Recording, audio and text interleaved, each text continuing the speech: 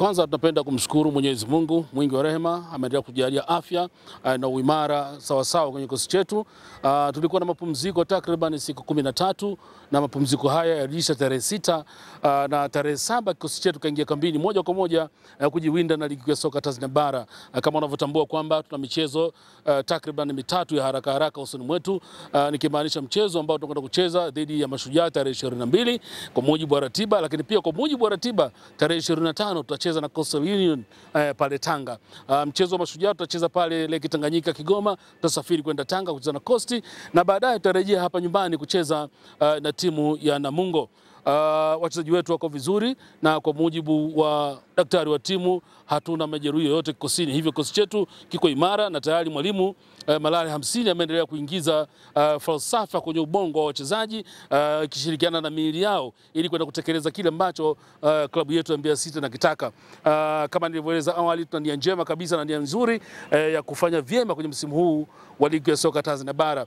Ligi ngumu, lakini pamoja na hayo yote tumejipanga kupambana vilivyo kuhakikisha kwamba tunapata pointi 3 muhimu kwenye mchezo wetu dhidi ya Mashujaa, lakini pia mchezo mwingine dhidi ya Coast na mchezo mwingine dhidi ya Thousand Killers nikimaanisha Namungo. Michezo hii si mipesi. Tunawaheshimu Mashujaa, wana kocha mzuri Mwalimu Salum Mayanga, wana wachezaji wazuri, lakini heshima yetu hii haituondoshi sisi kwenye njia yetu ya kuzihitaji pointi 3 muhimu kwenye ligi ya soka Tanzania bara.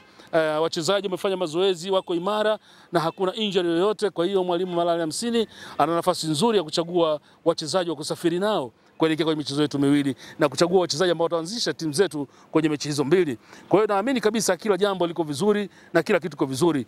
Ndani ya siku mbili hizi tunatarajia kuanza safari ya kuelekea pale Lake Tanganyika Kigoma kwa ajili ya kuziwinda pointi 3 muhimu.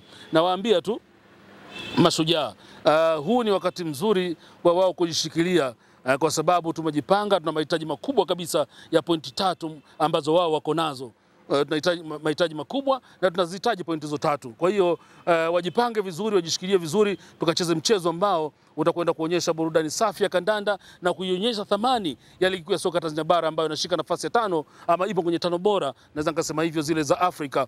Kwa hiyo sisi mental health, mashabiki wetu wako vizuri na watarajie tu ushindi kwa sababu Mwalimu Malale 50 ameendelea kuichomelea nyundo yetu vizuri kwa ajili ya kupiga tosi za watu ambao tutakwenda kukutana nao.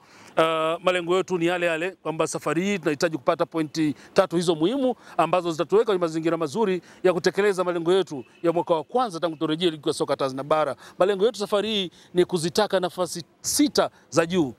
Kama unavyojua, unapokaa kwenye nafasi 6 za juu unakuwa na nafasi nzuri ya kufanya mazungumzo na wadau na wafadhili mbalimbali ili watu waweze kuwekeza. Kuna nafasi ambazo zinavutia wadau. Kwa hiyo hayo ndio malengo yetu kwa mwaka huu wetu wa kwanza, na hilo ndilo ambalo tumelipanga, na safari yetu ya kutimizia malengo haya inaanzia hapa Lake Tanganyika. Kwa hiyo nawaambia Mashujaa wajishikilie, wakae vizuri, ikiwezekana wavae kivazi cha punda. Mzigo mkubwa sana unakuja.